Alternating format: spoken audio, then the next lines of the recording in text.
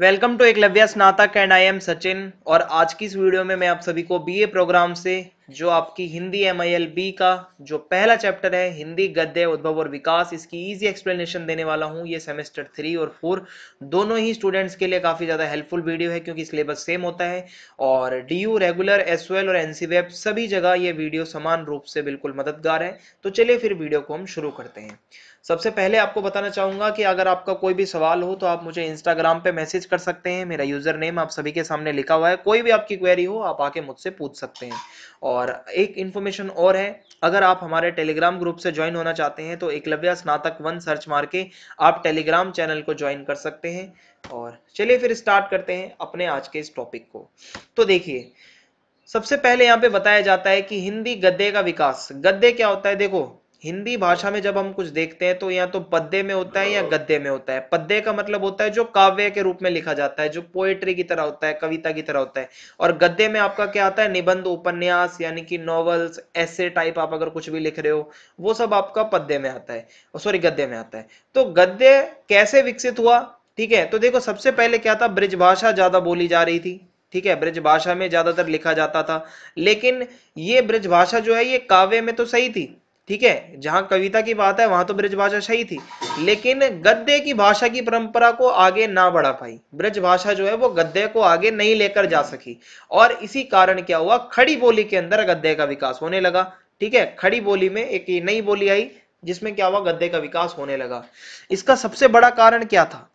क्योंकि जो खड़ी बोली है वो जन साधारण की भाषा थी, यानी कि आम जनता खड़ी बोली में ज्यादातर बात करती थी। और ब्रज भाषा के पश्चात इस भाषा में साहित्य का सृजन होने लगा। यानी कि ब्रज भाषा को जो अपना टाइम था, जो मध्य काल में मिडिवल पीरियड में जिस टाइम से ब्रज भाषा अपने पीक पे थी, उसी तरीके से उसके बाद जो है, जो आधुनिक टाइम जब आता है साहित्य का, तो वहां पे खड़ी बोली का ज्यादा यहाँ पे प्रचार प्रसार होने लगा था। क्योंकि खड़ी बोली को बोलने वाले लोग भारत के बहुत सारे कोने कोने में थे। इसलिए यह धीरे धीरे पद्य और गद्य की भाषा बनने लगी और खड़ी बोली में ही बहुत सारे पद्य लिखे जाने लगे। ठीक है, जिसको आप देखते हो जैसे कबीर लिखते हैं वो खड़ी बोली में लिखते हैं। ठीक है, और गद्य में तो ज्यादातर गद्य जो है वो खड़ी बोली में लिखा जाने लगा स्टार्टिंग में। फिर क्या है, वहां की कुछ तत्कालीन हमारे भारत की जो उस टाइम की कंटेम्परेरी जो राजनीतिक परिस्थितियां थी, ठीक है, वो भी कुछ ऐसी थी कि खड़ी बोली का विकास जो है वो बहुत जरूरी था उस टाइम पे। फिर क्या हुआ, 14वीं शताब्दी में खड़ी बोली दिल्ली के आसपास की भाषा थी, मेरठ, यूपी। ठीक है, और यहाँ पे आसपास क्या है भाई, खड़ी बोली ही बोली जाती थी ज्यादातर। आगे देखते हैं। इसलिए मुगल काल में यह शासन और जनता की संपर्क भाषा बनी। यानी कि मुगल जिस टाइम पे भारत में आए तो शासन की भाषा, और मतलब शासन और जनता के बीच संपर्क भाषा। संपर्क भाषा का मतलब होता है कम्युनिकेशन करने की लैंग्वेज। जो शासन और लोगों के बीच की लैंग्वेज थी बात करने की, वो कौन सी भाषा बनी? खड़ी बोली। चूंकि मुगलों की मातृभाषा फारसी थी, जो इनकी मदर टंग थी मुगलों की वो फारसी भाषा थी, इसलिए जब यह खड़ी बोली के संपर्क में आई तो इसकी शब्दावली खड़ी बोली में प्रवेश करने लगी। यानी कि जब फारसी बोलने वाले लोग खड़ी बोली मतलब बोलने वाले लोगों से मिले तो फारसी भाषा के कुछ ऐसे वर्ड जो थे वो हमारे खड़ी बोली में मिक्सअप होने लगे। और यही मिक्सअप से आगे चलकर हिंदवी भाषा बनी और यही आगे चलकर फिर उर्दू बनी। समझ में आ गया आपको उर्दू कैसे बनी है? फारसी और उस टाइम की जो खड़ी बोली का जब मिक्सअप होता है, फारसी के बहुत सारे शब्द खड़ी बोली में आ गए और इस तरीके से एक जो मिक्सअप तैयार हुआ उसी से उर्दू भाषा आगे जाकर बन गई। और देखते हैं आगे क्या है। इस विवरण से स्पष्ट है कि खड़ी बोली का गद्य प्राचीन काल से ही स्वाभाविक रूप से ही जनता के बीच विकसित होता रहा। यानी कि इससे एक चीज तो क्रिस्टल क्लियर हो जाती है कि खड़ी बोली लगातार विकसित हो रही है। ऐसा नहीं है सिर्फ मुसलमानों ने ही इसका विकास किया है, उससे पहले से ही वो जनता के बीच में बहुत ज्यादा बोली जाती थी, जनसाधारण की भाषा थी। लेकिन हम ये कह सकते हैं अंग्रेज वगैरह के आने से थोड़ा और इसका विकास हुआ। यह बात ठीक है कि मुसलमानों और अंग्रेजों के आने से जो परिस्थितियां बनी उसमें खड़ी बोली को निरंतर महत्व मिलता गया, किंतु इसका विकास अपना स्वाभाविक रूप से भी हुआ है। फिर भी मतलब अगर आप देखो कि भाई फोर्ट विलियम कॉलेज जो था इसकी स्थापना हुई, इसमें हिंदी पढ़ाई जाने लगी। ईसाई मिशनरी जो थे और जो प्रेस और समाचार पत्र वगैरह की छपाई मतलब होने लगी, प्रेस ज्यादा से ज्यादा। और इसका भी योगदान बहुत है भाई हिंदी के विकास में। जैसे कि मैं आपको अब कुछ कारण बताता हूं कि हिंदी गद्य का जो उद्भव हुआ, उसका जो विकास हुआ, उसके कारण क्या थे आखिर। तो देखो कुछ नए नए आविष्कार होने लगे थे उस टाइम पे। अंग्रेजों ने अपनी स्थिति को और अच्छी मजबूत करने के लिए मुद्रण यानी कि प्रिंटिंग शुरू करी, किताबों को छापना शुरू किया। यातायात और दूर संचार के नए नए साधनों को इन्होंने विकसित किया, यानी कि ट्रांसपोर्ट कम्युनिकेशन के जो होते हैं means of transport and communication. East India company ने रेलवे चलाई भारत के अंदर। तो इससे क्या हुआ, हमारा गद्य जो हमारा यहाँ का लिटरेचर उस टाइम पे था गद्य वाला, उसका विकास होने लगा। यातायात के तेज साधनों से, देखो रेलवे क्या थी भाई, तेज साधन थी यातायात का, तो इससे पत्र पत्रिकाओं का प्रकाशन होता था और दूर दूर तक पत्र पत्रिकाएं जाने लगी। तो इस कारण क्या हुआ, हिंदी गद्य का विकास होने लगा। और क्या है यहाँ पे, शिक्षा का प्रसार। जब भारत में लॉर्ड मैकले ने देखा कि शिक्षा का प्रसार बहुत जरूरी है और अंग्रेजी पद्धति में तो होने ही लगी शिक्षा, लेकिन साथ ही साथ इनको यह भी पता था अंग्रेजों को कि हमारे आने से पहले यहाँ पे फारसी और संस्कृत ज्यादा भाषा बोली जाती थी। तो लॉर्ड मैकेले ने क्या करा कि यहाँ की शिक्षा पद्धति में सुधार करके स्कूलों में हिंदी उर्दू पढ़ाने की भी विशेष व्यवस्था करी। ओके। और 1800 ईस्वी में फोर्ट विलियम कॉलेज की स्थापना हुई और इस कॉलेज के अंदर हिंदी पढ़ाने का विशेष प्रबंध मैनेजमेंट किया गया। आगरा कॉलेज की भी स्थापना हुई जिसमें हिंदी के शिक्षकों को रखा गया, हिंदी पढ़ाई जाने लगी। इससे क्या हो रहा है भाई, हिंदी का विकास हो रहा है और समुचित रूप से सही तरीके से संचालन हो, और इसलिए सिलेबस भी काफी अच्छे अच्छे बनाए गए। सो इस तरीके से हमारा हिंदी का विकास होता है।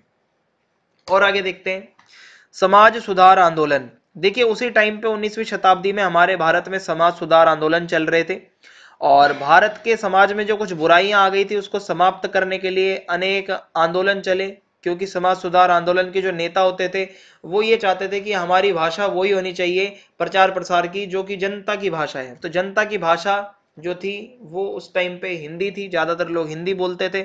जैसे कि यहाँ लिखा है, ब्रह्म समाज के जो संस्थापक थे वो राजा राम मोहन रॉय, काफी अच्छे सोशल वर्कर थे, समाज सुधारक थे। और आर्य समाज के संस्थापक स्वामी दयानंद सरस्वती जी, इन्होंने अपने विचारों को, अपनी बातों को जनता तक पहुंचाने के लिए जिस भाषा का प्रयोग किया वो हिंदी भाषा थी। और है पत्र पत्रिकाओं का प्रकाशन। देखो मुद्रण स्टार्ट हुआ था मिशनरियों ने, भाई जो ईसाई मिशनरीज थे, ठीक है, उन्होंने अपनी ईसाई धर्म की किताबें छापने के लिए मुद्रण जो है इसके लिए छापाखाना गोवा में खोला था, ठीक है, सबसे पहले। और यहाँ पे क्या हुआ, पत्र पत्रिकाओं को छापा जाता था, प्रकाशन किया जाता था।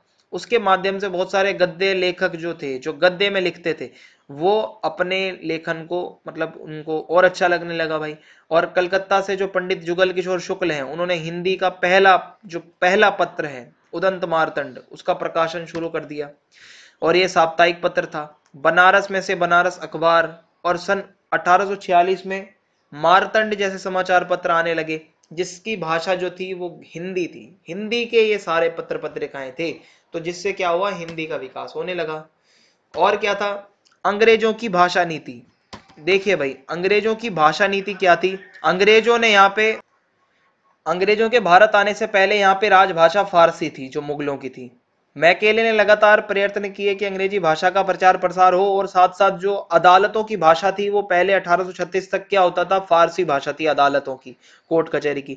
बाद में संयुक्त प्रांत के सदर बोर्ड अदालतों की भाषा हिंदी कर दी गई, ठीक है, ज्यादातर जो फिर अदालत थी वहां की भाषा हिंदी हो गई।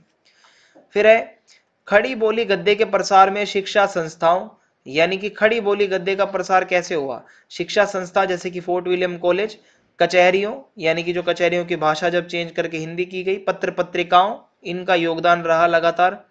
शिक्षा संस्थाओं के लिए अनेक पाठ्य पुस्तकें लिखी गई। इसके अतिरिक्त 1803 में सरकार की ओर से यह घोषणा हुई कि सभी इश्तिहार नामे, ठीक है, नागरी भाषा और लिपि में लगाए जाएं, यानी कि जितने भी एडवर्टीजमेंट है वो नागरी भाषा मतलब लिपि में लगाए जाएं। इससे भी कचहरियों से फारसी और उर्दू का प्रभाव खत्म होने लगा और अदालती काम देश की प्रचलित भाषा में होने लगे, यानी कि अदालत के ज्यादातर काम हिंदी में होने लगे।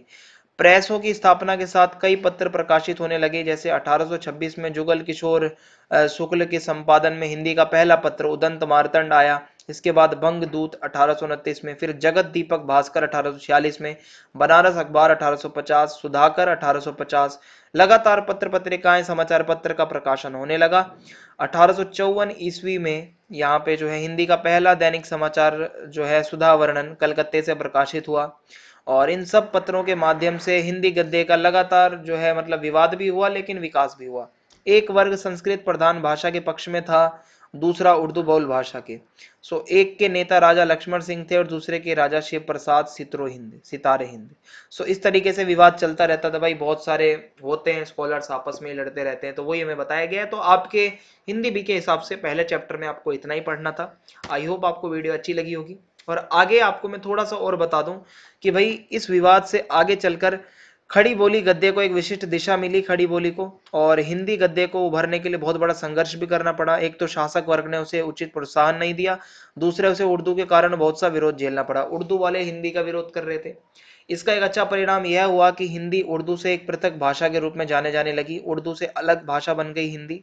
सरकारी नीति और विरोधियों की चिंता न करते हुए हिंदी स्वाभाविक रूप से उसका विकास होने लगा। इस प्रकार खड़ी बोली के गद्य विकास में तत्कालीन आवश्यकताएं और अपेक्षाओं का बहुत बड़ा हाथ है। उस टाइम पे जो हालात रहे, फिर भी भारतेंदु से पूर्व उसे इच्छित व्यवस्थित स्वरूप नहीं मिल पाया था। भारतेंदु के पहले की जो हिंदी गद्य का विकास है वो इतना ज्यादा नहीं हुआ, लेकिन भारतेंदु युग जिस तरीके से स्टार्ट हुआ तो हिंदी गद्य को एक नया रास्ता मिला और हिंदी गद्य का नए तरीके से विकास हुआ। वीडियो अगर अच्छी लगी हो तो चैनल को सब्सक्राइब करना ना भूलें, वीडियो को लाइक कर दें और कमेंट में आप जरूर बताएं वीडियो कैसी लगी और वीडियो को ज्यादा से ज्यादा शेयर करें। जय हिंद, जय भारत, बहुत बहुत धन्यवाद आप सभी।